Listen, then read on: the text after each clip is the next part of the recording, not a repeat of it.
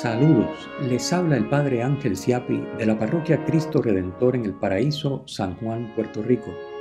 Bienvenidos a Saboreando la Palabra, el comentario a las lecturas de la misa dominical que comparto cada domingo antes de la misa de 10:30 de la mañana a través de la plataforma Zoom.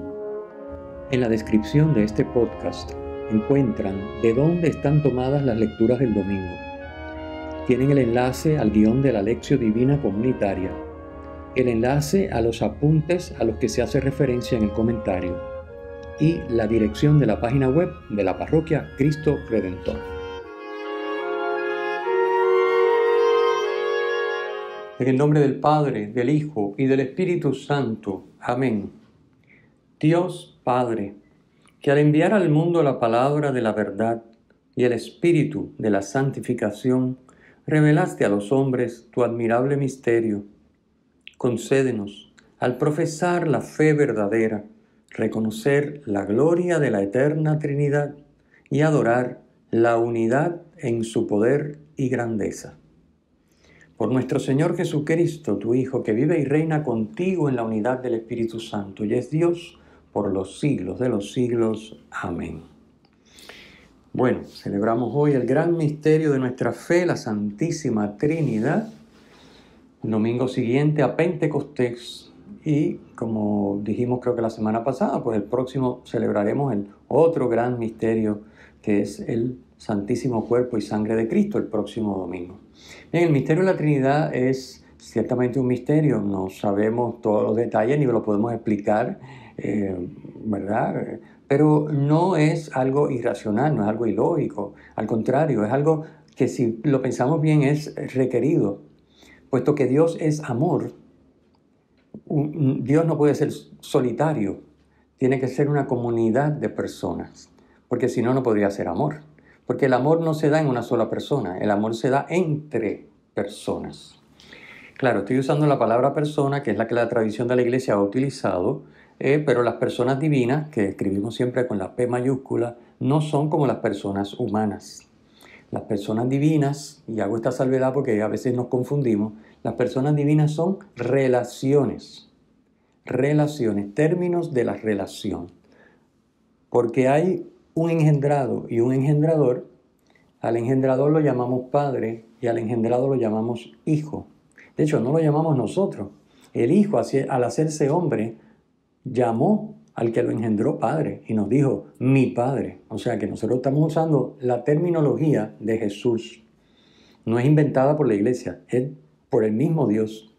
Y entonces Jesús mismo se llamó hijo. Yo soy hijo del Padre. Hijo con H mayúscula, del Padre con P mayúscula, son dos personas.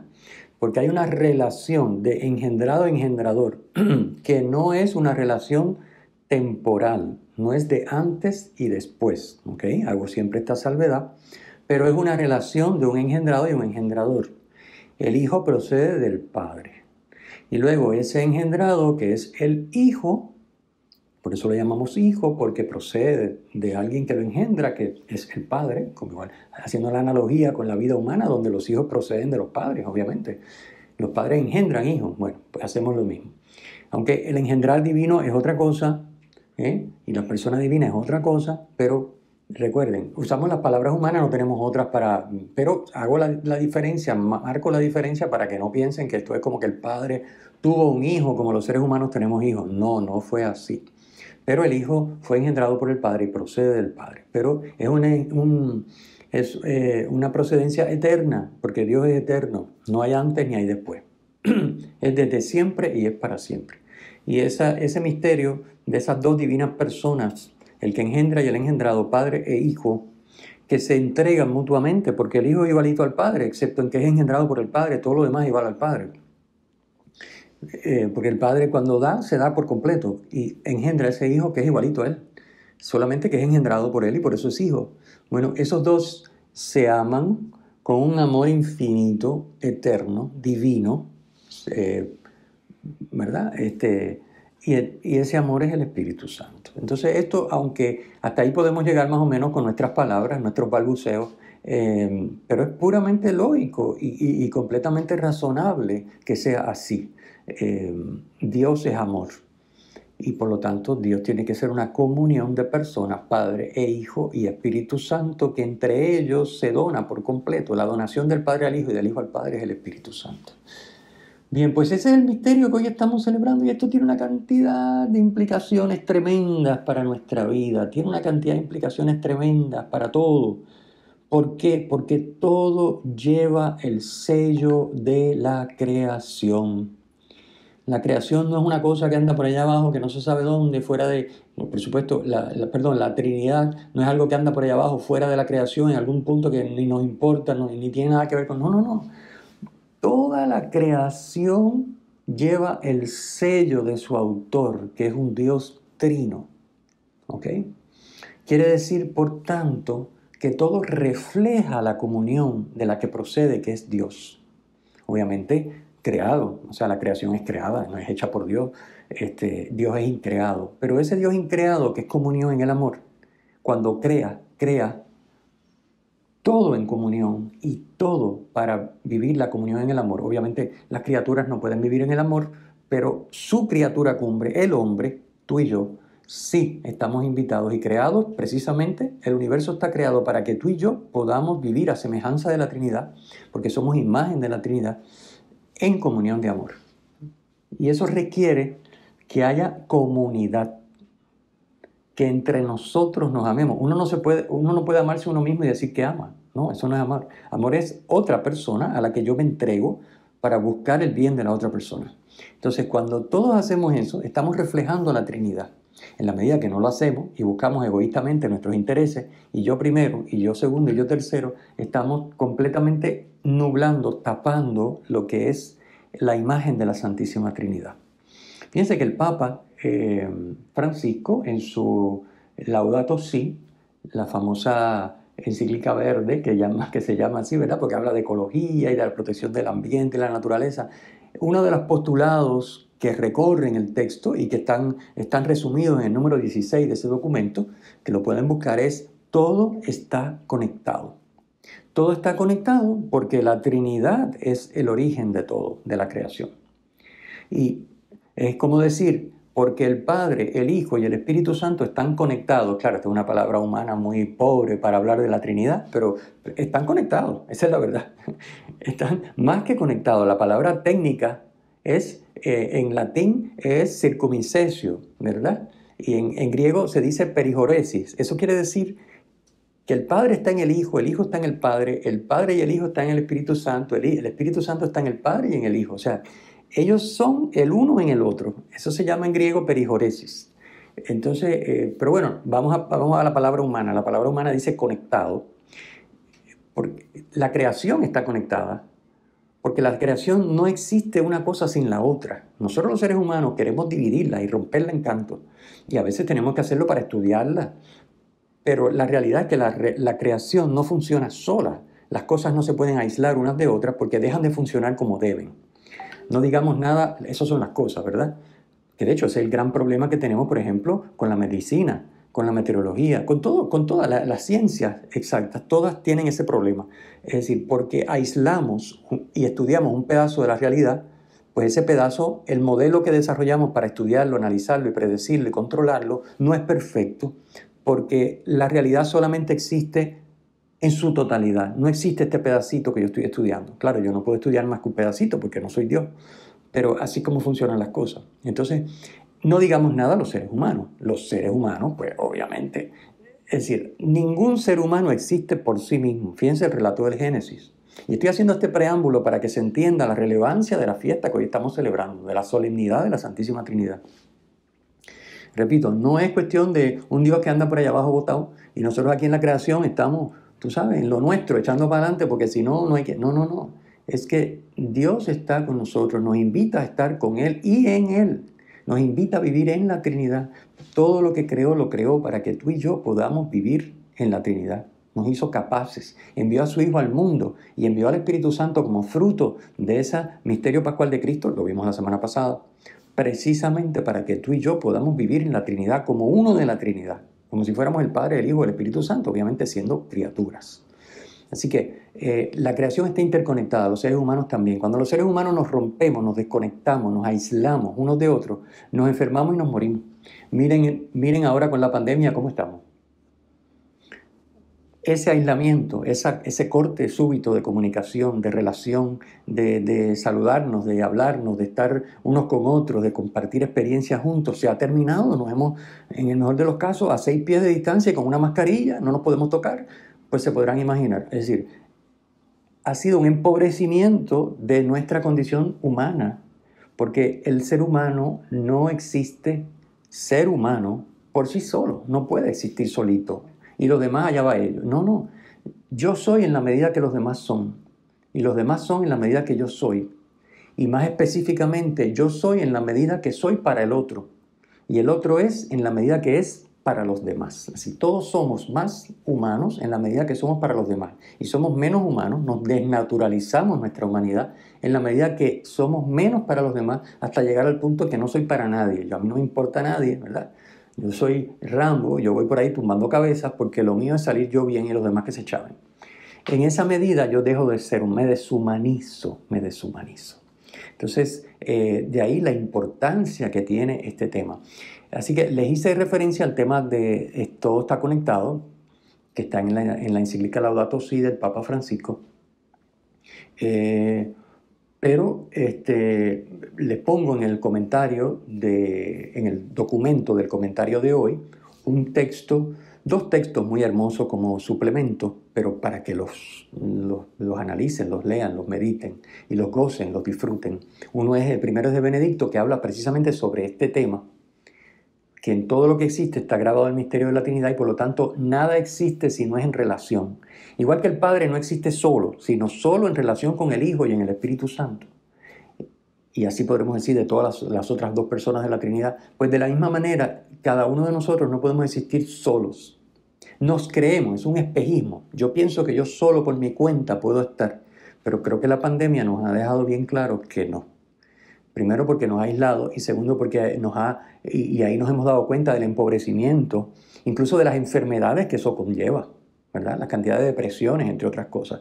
Y nos hemos dado cuenta de que sin los demás no podemos, porque yo no me puedo encerrar y ya. Es decir, ¿y qué como? Necesito otras personas que produzcan comida o yo ir a cultivarla y que otras personas me ayuden o dársela, prepararla, producirla yo para que otros coman. O sea, una cosa tan esencial como la comida. Yo no puedo ir por mi cuenta sin comida.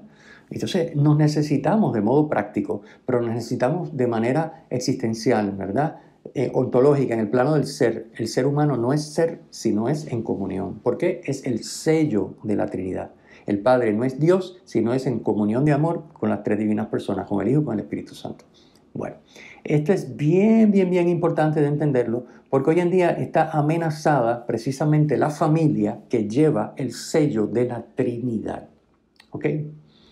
La familia es la pequeña Trinidad, es donde se aprende a vivir como uno de la Trinidad, donde se aprende a vivir humanamente, es decir, en relación saludable con los demás. No en relación utilitaria, yo uso al otro para mis fines y una vez que tengo lo que quiero, lo boto como bolsa. No. Ese es el gran problema que tenemos, por eso tenemos seres humanos disfuncionales.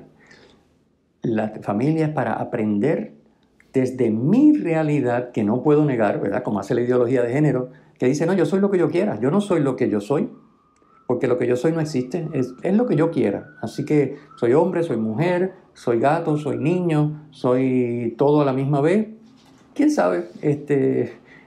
No, aceptando mi realidad, que es un regalo que Dios me hace, desde esa realidad yo aprendo a darme.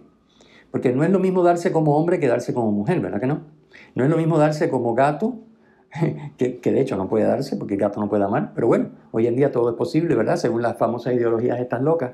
Esto es un absurdo, es decir, eso va a minar directamente lo que es vivir como uno de la Trinidad, es decir, me va a tirar la vida por la borda. Así que, ojo, cuidado con esto y cuidado con la familia.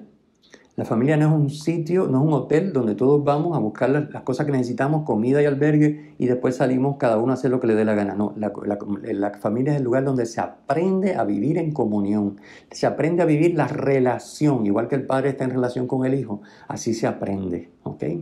Pero fíjense que el padre se relaciona con el hijo y el padre no dice, bueno, yo hoy me levanto y no quiero ser padre, yo hoy quiero ser hijo. Así que ahora se relaciona el hijo con el hijo. Pues no puede haber una relación de hijo con hijo porque el hijo es el engendrado, no es el engendrador. Así que si el padre decide que no es el engendrador, pues no hay hijo. ¿Ven? La locura de la ideología de género, esto es una locura absoluta. Y lo que busca es precisamente ir directamente a la base de la familia y de la identidad de la persona para destruirla. Y al destruirla se acabó la capacidad de la persona de vivir la relación y de donarse al otro y por lo tanto alcanzar su felicidad y su plenitud. Porque el plan lo puso Dios. Ninguno de nosotros creamos el universo, ni creamos el planeta, ni creamos la naturaleza humana. Fue Dios. Entonces, si queremos hacerlo como nos da la gana, porque somos libres, lo que hacemos es que nos destruimos. Porque la libertad realmente está puesta para que nosotros hagamos las cosas según lo que Dios tiene previsto. En la medida que yo me salgo de lo que Dios tiene previsto, me destruyo. Así es.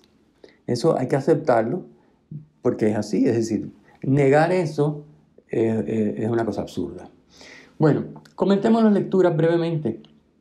La primera lectura, obviamente, es una argumentación de que Dios es uno.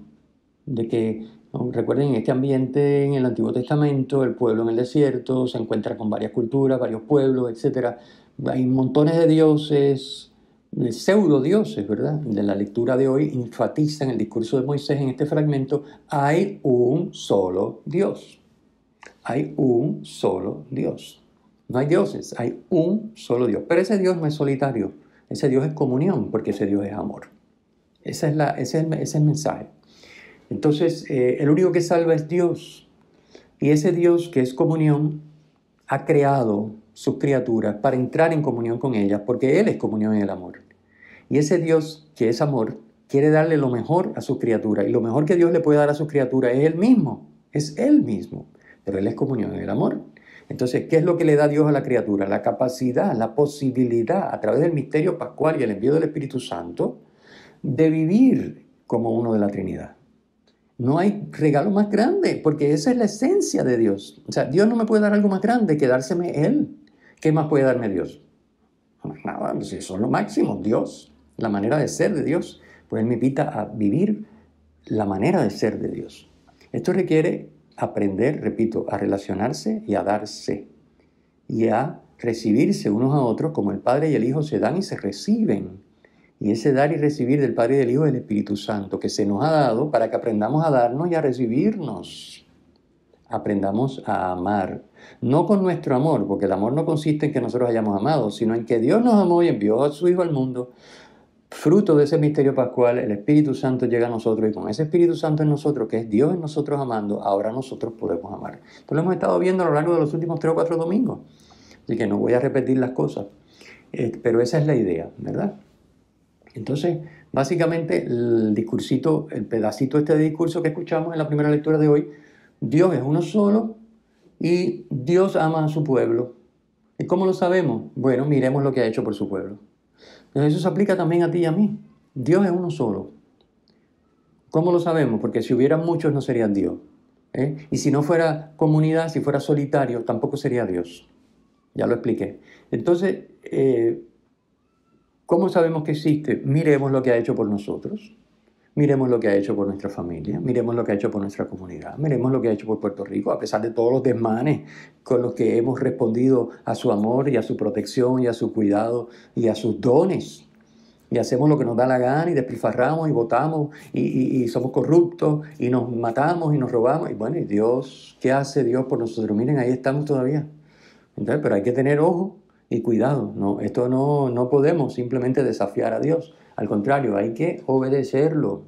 Esa es la conclusión de esa primera lectura. Porque nos promete la vida en comunión con Él. No lo dice primero en la lectura, pero lo sabemos nosotros, ya lo expliqué. Y por lo tanto, la vida en comunión con Él solo se alcanza haciendo las cosas como Él dice. Si no, pues nos destruimos, nos salimos de ahí y ya está. La salvación es precisamente recibir a Dios y entregarnos a Dios para vivir como Dios. La condenación es no alcanzar eso. Eso es. Bueno, segunda lectura. En la segunda lectura vemos las tres divinas personas. San Pablo en este fragmento nos habla de las tres divinas personas. Dice que hemos recibido el Espíritu por la obra del Hijo, por medio de la obra del Hijo hemos recibido el Espíritu de Dios para ser verdaderamente hijos. Claro, porque si no fuimos verdaderamente hijos de Dios, no podemos vivir como Dios. Entonces, claro, no somos hijos por naturaleza, no somos Dios, naturaleza divina, pero somos hijos porque nos envía su Espíritu. Y ese Espíritu viviendo en nosotros, si nosotros secundamos a ese Espíritu y amamos como el Espíritu quiere amar a través nuestro, lo dejamos amar como Él quiere amar a través nuestro, somos verdaderos hijos de Dios.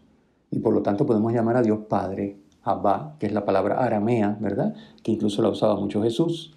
Él se refería a su Padre como Abba, no solo como Padre, sino como Abba, que es como una palabra de un cariño y de una cercanía, como le llama un niño al papá, ¿verdad? El niño al papá le dice papito, papacito, pues eso es lo que significa Abba.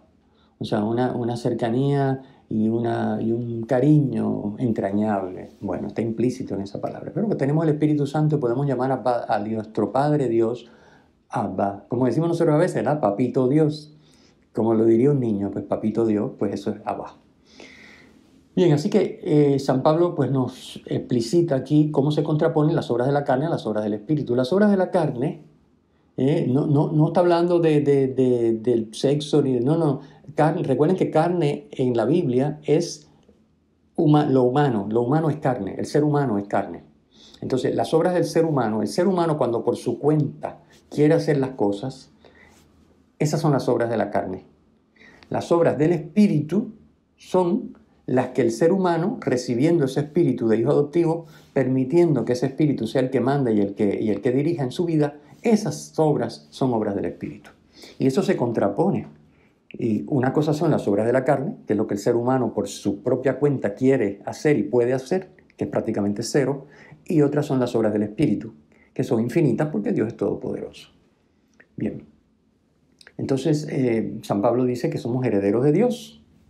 Este heredero no quiere decir que se nos va a dar algo como que se nos da y como el que da una herencia, ¿verdad? Pues mira, te dejé, qué sé yo, tanto dinero y tantas propiedades y ahora yo me muero y ahora eso es tuyo. No, sino en el sentido de entrar en posesión de algo. En ese sentido más que en el sentido de que me lo dan y ahora es mío. Porque, ¿qué pasa? Dios me lo dan y ahora es mío, pero no puede ser mío solo para mí, porque es comunión. O sea, es mío para yo darme y darlo.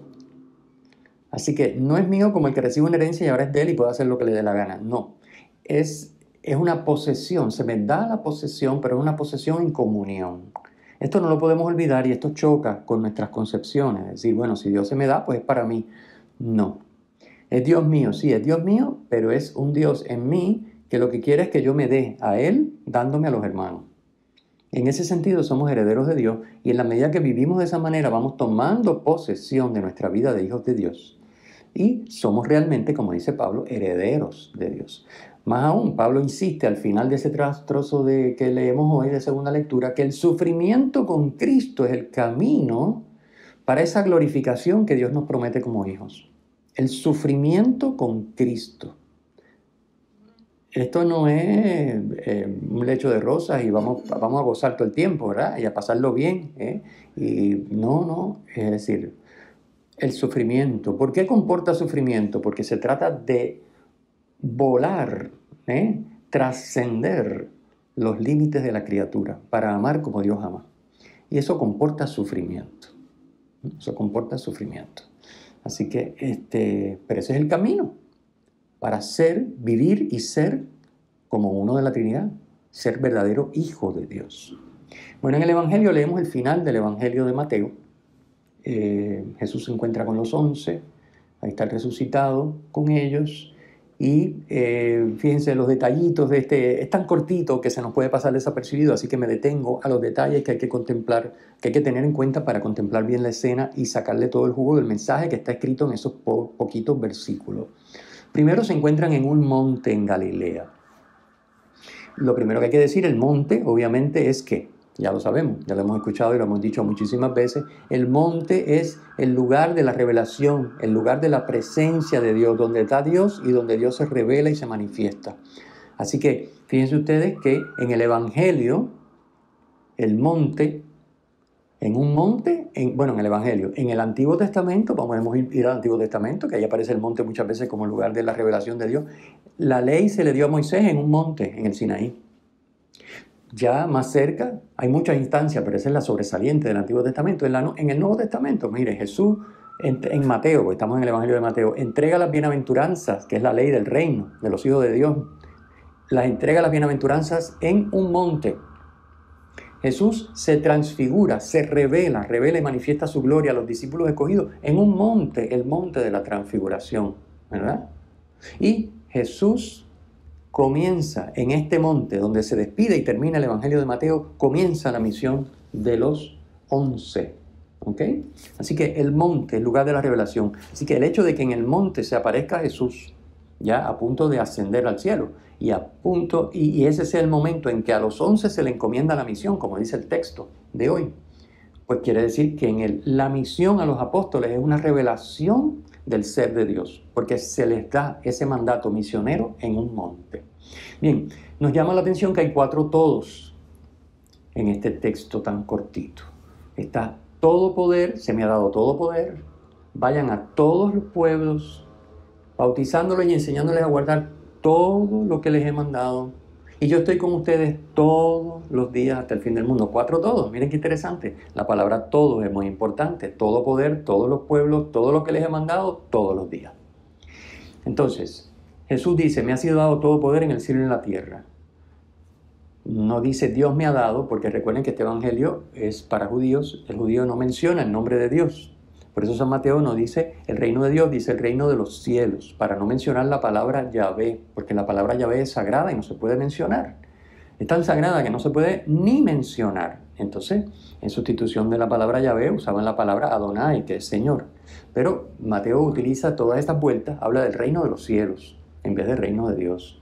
Y aquí habla en forma pasiva. Cristo dice, se me ha dado. ¿Quién le ha dado todo poder en el cielo y en la tierra? Pues el que lo tiene. ¿Y quién lo tiene? Dios. Así que es lo mismo que decir, Dios me ha dado todo el poder. Es decir, yo tengo el mismo poder de Dios. Yo soy Dios. Porque yo tengo poder sobre toda la creación. Cielo y tierra significa sobre toda la creación. Luego entonces hay una misión. Vayan y hagan discípulos de todos los pueblos. Nadie está excluido. Todos los pueblos. O el segundo, todos. ¿En qué consiste esa misión? En bautizar y enseñar a vivir en la voluntad de Dios. Que es lo mismo que guardando todo lo que les he mandado. Así que bautizar y, hay una conjunción que dice y, enseñando a vivir en la voluntad de Dios. De modo que bautizar sin enseñar a vivir en la voluntad de Dios, no estamos haciendo misión. No es el mandato misionero. No vamos a hacer de esos bautizados hijos de Dios, sino los bautizamos y les enseñamos a vivir en la voluntad de Dios. No solo a portarse bien. Bueno, esta persona es buena gente, él no hace mucho daño. La verdad es que es una persona bien, responsable, como todo el mundo, tiene sus defectos, tiene sus cosas, pero nada, buena gente. No es bauticen y bauticen a la buena gente o hagan buena gente de los bautizados. No. Enséñales a guardar todo. No, lo más importante, todo lo que les he mandado. Eso es bien importante. Bien. También dice, bautícenlo en el nombre del Padre, del Hijo y del Espíritu Santo. Y esta es una fórmula que utilizamos continuamente nosotros, cada vez que nos reunimos en la misa. Ya. En un momento vamos a comenzar en el nombre del Padre, del Hijo y del Espíritu Santo. Fíjense qué interesante que son 3. Si fuéramos a hablar en propiedad, en el idioma español, cuando uno menciona una lista, uno utiliza el plural. Así que lo lógico sería decir, bautícenlos en los nombres, porque son 3, del Padre, del Hijo y del Espíritu Santo. Pero decimos en el nombre. ¿Por qué decimos singular? Si en el idioma hubiera hecho falta un plural. Porque el Padre, el Hijo y el Espíritu Santo son un solo Dios. Esto es bien interesante, nótenlo en el texto. ¿Ok? Como es un solo Dios, pues es un nombre. Recuerden que el nombre es el ser y el obrar. Así que el nombre no es la palabra. En la mentalidad judía el nombre es el ser y el obrar. Por eso a los seres humanos se les pone un nombre que va de acuerdo con la misión que van a realizar, a llevar a cabo. ¿Okay? Así que este es el nombre. El nombre de Dios es Padre, Hijo y Espíritu Santo. ¿Por qué ese es el nombre de Dios? Porque la misión de Dios, la manera de ser de Dios, Dios es amor. Y por lo tanto tiene que ser comunión de personas. Y esos son los nombres que el Hijo nos ha revelado. Padre, Hijo y Espíritu Santo son nombres que utilizó Jesús. Ya lo dije. Bien. Entonces, en el prefacio de hoy vamos a recordar esto, que son tres personas en una sola naturaleza y que son iguales en su dignidad. ¿Por qué? Porque no son personitas, no son pedacitos, no. Repito, el Padre está en el Hijo en el Padre en el Espíritu Santo en el Padre y en el Hijo. La famosa perijoresis de que les hablé ahorita, ¿verdad? Todo está conectado en términos humanos, según la Laudato Si. El primero que está conectado es Dios. O sea, el primero que está enchufado unos con otros es la Trinidad. Entonces todo lleva ese sello, todo está interconectado. Bien, recuerden entonces también el otro tema para entender este texto, la palabra bautizar significa sumergir. Así que sumerjan en el ser y el obrar de un Dios que es comunión y el amor, Padre, Hijo y Espíritu Santo. Ese es el mandato. Y para eso enséñele a guardar todo lo que yo les he mandado. Es decir, enséñele a vivir como uno de la Trinidad. Esa es la misión. Bautizar, sumergir en Dios. Obviamente hay un rito sacramental, que es el bautismo, pero sumergir en Dios y enseñarle a vivir en la voluntad de Dios para que viva como un hijo de Dios, como uno de la Trinidad, porque nuestra meta es vivir en la Trinidad. De eso es que se trata. Ese es el mandato misionero, que se da en un monte. Es una revelación también, porque el monte, ya dijimos, es el lugar de la presencia y la revelación de Dios. Y finalmente, Jesús dice, yo estoy con ustedes todos los días hasta el fin de los tiempos. El Evangelio de San Mateo comenzó con el Emanuel. ¿Recuerdan? En el Evangelio de San Mateo es a base de José, ¿verdad? El de Lucas es el que narra la anunciación a María, pero en el de Mateo hay una anunciación a José. El ángel le dice,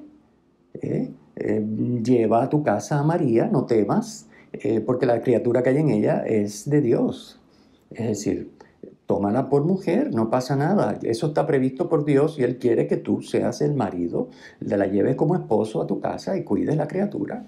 Y entonces dice el Evangelio de Mateo, cita, recuerden que el Evangelio de Mateo usa mucho la cita, lo que se llama cita de cumplimiento, una cita del Antiguo Testamento para decir, y esto se cumplió. Así se cumplió lo que decía el Antiguo Testamento, en este caso el profeta Isaías, Isaías 7:14. ¿Recuerdan Isaías 7:14? ¿Qué es lo que dice? Hay una virgen que está encinta y dará a luz un hijo y le pondrá por nombre Emmanuel, que significa Dios con nosotros. Así comienza el Evangelio de Mateo. Bueno, pues ese Dios con nosotros que va a nacer y que por tanto José debe llevarse a María a su casa, ahora es Dios con nosotros hasta el fin de los tiempos. El mismo.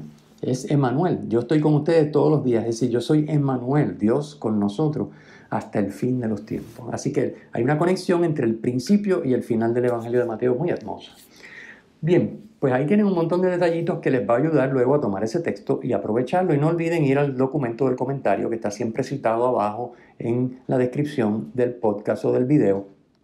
Y ahí tienen también un texto de San Agustín precioso, cortitito, bien lindo, y el que les dije sobre la Santísima Trinidad, un Ángelus del Papa Benedicto, hablando de la interconexión y de cómo hemos sido creados a imagen de la Trinidad y todo está conectado.